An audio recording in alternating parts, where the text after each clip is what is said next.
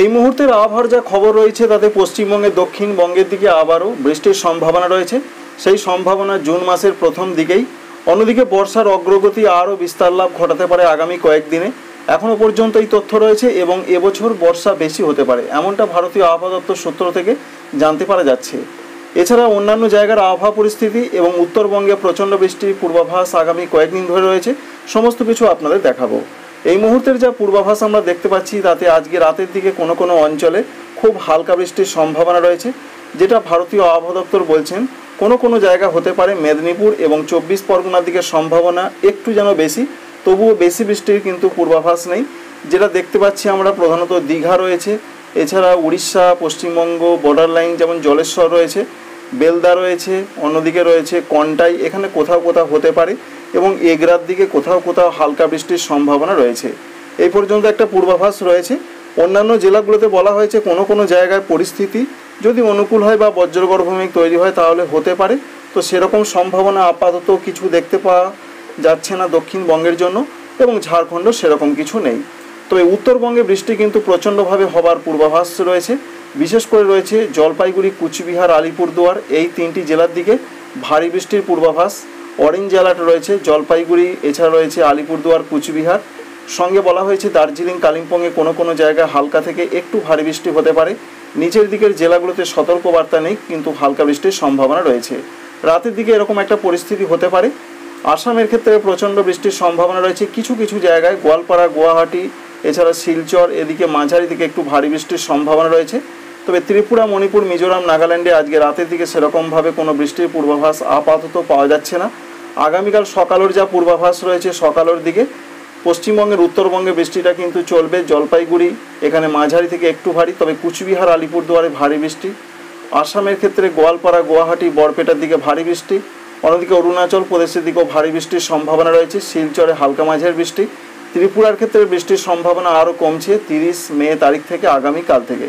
পশ্চিমবঙ্গে দক্ষিণবঙ্গের জন্য যে আপডেট রয়েছে 30 মে তারিখে আগামীকাল, সেইভাবে কোনো বৃষ্টির পূর্বাভাস আপাতত পাওয়া যাচ্ছে না। কোনো কোনো জায়গায় খুব হালকা বৃষ্টি হতে পারে।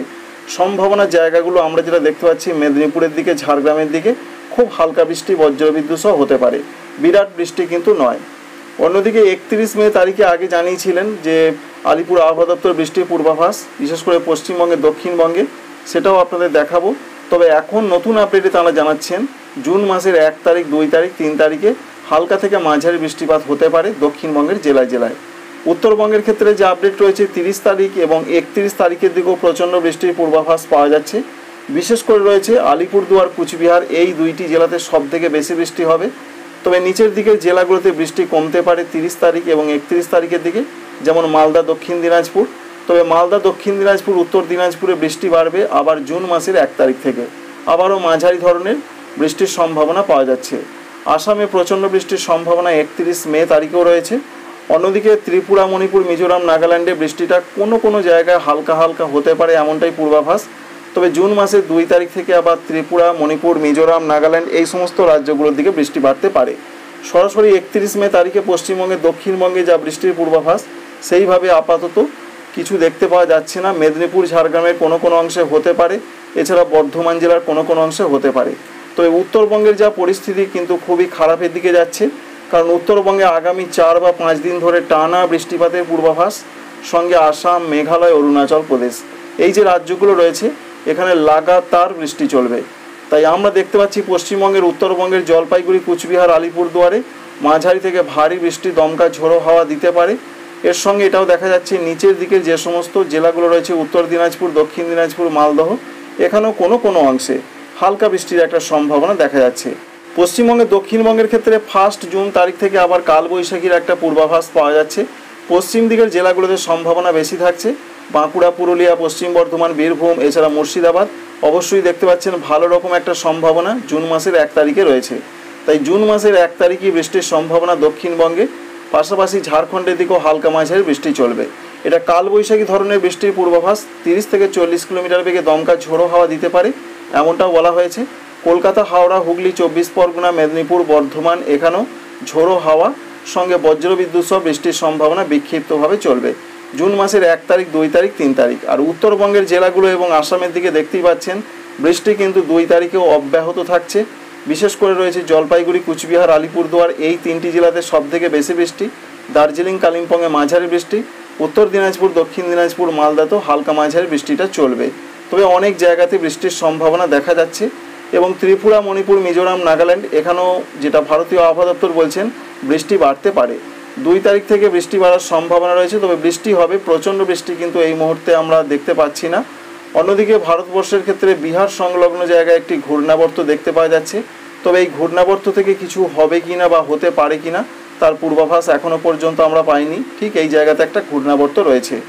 রেমাল ঘূর্ণিঝড়ের এই মুহূর্তে অবশিষ্টাংশ আসাম অর্থাৎ উত্তর পূর্ব আসাম সংলগ্ন জায়গায় অবস্থান করছে এবং সেটি আস্তে আস্তে গুরুত্বহীন এবং অতি দুর্বল হয়ে গেছে এবং আরও হয়ে যাবে।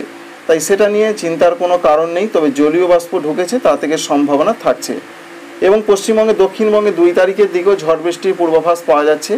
বিশেষ করে পশ্চিম মেদিনীপুর, ঝাড়গ্রাম, বাঁকুড়া, পুরুলিয়া, পশ্চিম বর্ধমান, বীরভূম, মুর্শিদাবাদ সঙ্গে পূর্ব বর্ধমান এই জেলাগুলোর দিকে বজ্রবিদ্যুৎ সহ কোনো কোনো অংশে হালকা মাঝারি বৃষ্টি, দমকা ঝোড়ো হাওয়া দিতে পারে, এমনটাই সম্ভাবনা প্রধানত আমরা লক্ষ্য করতে পারছি। এবং 3 তারিখেও ঝড় বৃষ্টির সম্ভাবনা রয়েছে। আর উত্তরবঙ্গে 2 তারিখে বিশেষ করে সেই একই জায়গা কুচবিহার, আলিপুরদুয়ারে ভারী বৃষ্টির পূর্বাভাস।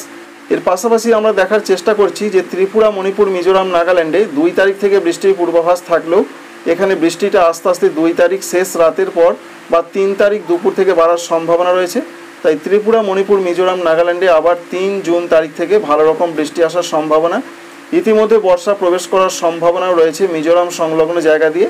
তবে এখনও পর্যন্ত আজকে বর্ষার বিরাট কোনো অগ্রগতি হয়নি। আগামীকাল আপনাদের জানাবো বর্ষা কতদূর এগিয়ে এলো সে প্রসঙ্গে। সুতরাং এক কথায় বলতে গেলে পশ্চিমবঙ্গে, দক্ষিণবঙ্গে বিক্ষিপ্ত বিরাট বৃষ্টি নয়, কিন্তু এখনও পর্যন্ত আপডেট। ঝাড়খণ্ডেও তাই হালকা মাঝারি বৃষ্টি, বজ্রবিদ্যুৎ সহ বৃষ্টি, কালবৈশাখী ধরনের। পশ্চিম দিকের জেলাগুলোর সম্ভাবনা বেশি, কলকাতা সংলগ্ন জেলাগুলোয় সম্ভাবনা রয়েছে কিছুটা কম। উত্তরবঙ্গে ভারী বৃষ্টি চলবে। আর ভারতবর্ষের অন্যান্য রাজ্যের যা পূর্বাভাস রয়েছে, ইতিমধ্যে তাপপ্রবাহ ঝাড়খণ্ড, উড়িষ্যা এবং বিহার পর্যন্ত এগিয়ে এসেছে, যার প্রভাবটা পড়ছে পশ্চিমবঙ্গে, দক্ষিণবঙ্গে প্রচণ্ডভাবে তাপমাত্রা বেড়েছে। তবে আগামীকাল এবং আগামী কয়েকদিনে যা পূর্বাভাস ওয়েদার অফিস দিচ্ছেন, তারা বলছেন তাপমাত্রা আর প্রচণ্ডভাবে বাড়ছে না। তবুও দেখানোর চেষ্টা করব আপনাদের আগামীকাল কত থাকতে পারে। আগামীকাল কলকাতা, হাওড়া, হুগলি, 24 পরগনা, পূর্ব মেদিনীপুরের দিকে, বিশেষ করে মেদিনীপুর বাদ দিয়ে বলছি, কলকাতা, হাওড়া, হুগলি, 24 পরগনা, নদিয়া এই সমস্ত জায়গাগুলোয় থাকতে পারে 36 থেকে 37। পশ্চিম দিকের জেলাগুলো 42 থেকে 43 থাকবে, এরকমই পূর্বাভাস পাওয়া যাচ্ছে। তাই তাপমাত্রা বেড়েছে, তাপপ্রবাহ চলছে, বিশেষ করে উড়িষ্যা, ঝাড়খণ্ড, বিহারে তার প্রভাব কিছুটা পুরুলিয়া, বাঁকুড়া, পশ্চিম বর্ধমান, বীরভূমের দিকে আসছে। অন্যদিকে বাংলাদেশের জন্য যা তথ্য রয়েছে, বাংলাদেশেও ঝড় বৃষ্টির পূর্বাভাস রয়েছে। বাংলাদেশ আবহাওয়া অধিদপ্তর জানাচ্ছেন উত্তরাঞ্চলগুলো, রংপুর, ময়মনসিংহ, সিলেট বিভাগের কিছু কিছু জায়গায় বজ্রবিদ্যুৎ সহ বৃষ্টি হবে এবং চট্টগ্রাম বিভাগে 2-1 জায়গায় বৃষ্টি হতে পারে। নতুন আপডেট বাংলাদেশ আবহাওয়া অধিদপ্তর জানাচ্ছেন, বিশেষ করে টেকনাফ উপকূলের কাছে চলে আসতে পারে আগামী কয়েকদিনের মধ্যে বর্ষা, অর্থাৎ বর্ষা এইখানে চলে আসতে পারে, বাংলাদেশে প্রবেশ করার একটা উজ্জ্বল সম্ভাবনা দেখতে পাওয়া যাচ্ছে। আগামী 5 দিনে তারা যেটা বলেছেন, বৃষ্টির সম্ভাবনা তাই উত্তরাঞ্চলগুলোতে আগামী কয়েকদিন ধরে চলতে পারে।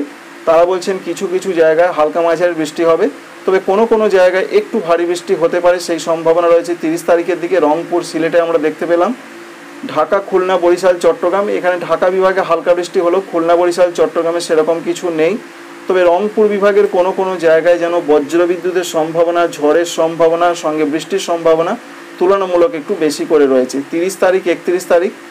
এছাড়া আমরা দেখতে পাচ্ছি 31 তারিখের পর 1 তারিখের দিকেও বাংলাদেশের উত্তরাঞ্চলগুলোতে বজ্রবিদ্যুৎ সহ বৃষ্টির সম্ভাবনা বেশি।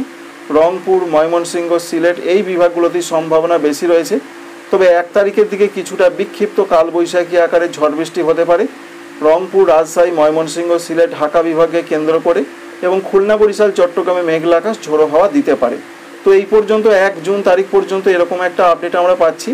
বিশেষ করে এই আপডেটটি উঠে আসছে বাংলাদেশের উত্তরাঞ্চলগুলোতে কিন্তু বৃষ্টির সম্ভাবনা আগামী কয়েকদিন ধরে একটু বাড়তে পারে। বিশেষ করে রংপুর এবং সিলেট এই বিভাগ দুটোতে সম্ভাবনা সবথেকে বেশি। বর্ষা অনেকটা এগিয়ে আসছে, টেকনাফ উপকূলের কাছে চলে আসতে পারে আগামী 5 দিনের মধ্যে। এই পর্যন্ত আপডেট। Thanks for watching.